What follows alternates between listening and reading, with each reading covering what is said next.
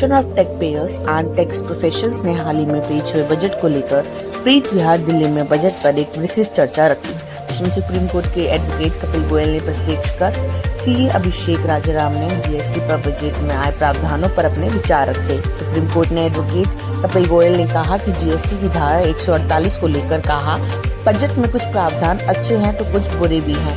धारा 148 को लेकर कहा कि इनकम टैक्स डिपार्टमेंट कुछ लोगों के इस धारा को लेकर पुराने केसों को ओपन कर रहा है, जिसको लेकर लोग इनकम टैक्स का सामना आने से घबरा रहे हैं। सीए अभिषेक राजाराम ने कहा, इस बार बजट में टैक्स पेयर की काफी सुविधाएं दी गई है। खास तौर से जीएसटी की जो 23वीं कॉन्फ्रेंस हुई थी उसमें रिकमेंड भी किया गया और इस बार उसी को बजट में पेश भी किया गया।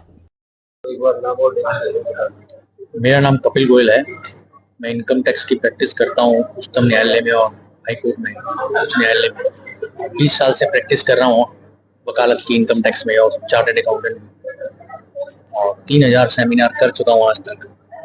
तो मेरा आज का जो हमारे को राजाराम साहब ने मुझे बुलाया था इनकम टैक्स पे आयकर उस पर बोलने के लिए, हाँ जी, मेरे को जो आयकर पे बोलने के लिए उन्होंने बुलाया था, और उसमें मेरे को जो टॉपिक आज विषय जो उन्होंने दिया बोलने के लिए वो धारा 148, जिसमें करदाता के केस जो पुराने मामले हैं वो सरकार और गवर्नमेंट इनकम टैक्स विभाग, आयकर विभाग कब तक खोल सकता है पुराने मामले, तो उसको लेकर हमने चर्चा करी।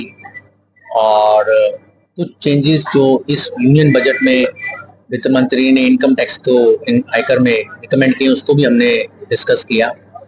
तो मेरा विचार ये है कि जो इनकम टैक्स, अपना निजी विचार है बड़ा विनम्रता से, कि काफी सारे प्रावधान बहुत अच्छे भी हैं, परंतु जो करदाता है उसके लिए जो सबसे इम्पोर्टेंट है, जो सबसे महत्वपूर्ण है वो ये है कि जो अफसरशाही है उसकी जवाबदेही इनकम टैक्स में अभी तक नहीं आ पा रही है। तो एक तो वो जवाबदेही, अकाउंटेबिलिटी आनी चाहिए, जब तक वो नहीं आएगी जब तक करदाता का हैरेसमेंट कम नहीं होगा।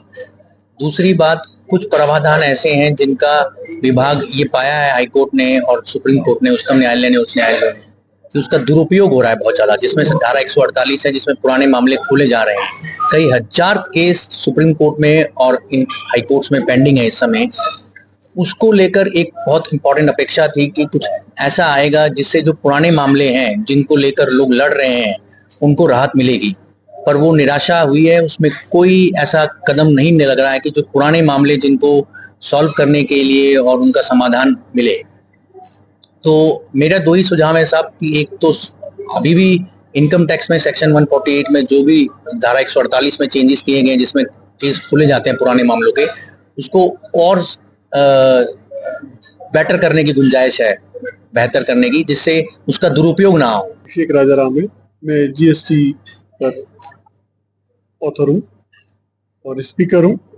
सर, आज जैसे आप जीएसटी और टैक्स के ऊपर बात की और आप लोगों ने साझा किया, इस पर क्या कहेंगे, किस तरीके का फायदा इससे मिलेगा? जीएसटी में तो बहुत सारी सुविधाएं इस बजट ने दी है, स्पेशली जो 53rd जीएसटी काउंसिल मीटिंग हुई थी, तो उसकी वजह से जीएसटी के जो प्रावधान है उनमें बहुत अच्छी रिलैक्सेशन मिली है। जैसे सेक्शन 16 सब सेक्शन 4 पर रिलैक्सेशन मिल गया। जो पुरानी डिमांड्स थी उस पर सरकार ने छूट दे दी कि आप टैक्स जमा करवा दीजिए तो आपका ब्याज और पेनल्टी माफ कर दी गई है 31 मार्च 2025 तक के लिए। आम आदमी सम्मन से बहुत डरता है, तो सम्मन में भी उन्होंने कह दिया कि अगर आप सम्मन आप खुद हैंडल नहीं कर सकते तो आप एक अपने ऑथराइज रिप्रेजेंटेटिव को भेज सकते। तो इस बजट में जो बहुत सारी चीजें थी जो आम जनता को चाहिए थी या आम टैक्स पेयर जो मांग रहा था, वो बहुत सारे रिलैक्सेशन इस बजट में दिए।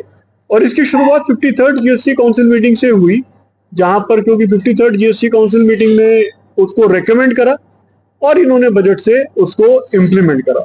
तो ये बजट जीएसटी के लिहाज से ऐतिहासिक बजट है, जिसमें कि बहुत सारे फायदे, सुविधाएं आम जनमानस को मिले। सर, मेरा एक जीएसटी और टैक्स को लेकर के आप लोगों ने लगातार लड़ाई लड़ी और आज भी उसको लेकर के यहाँ पे चर्चा किया है, क्या मेन उद्देश्य है?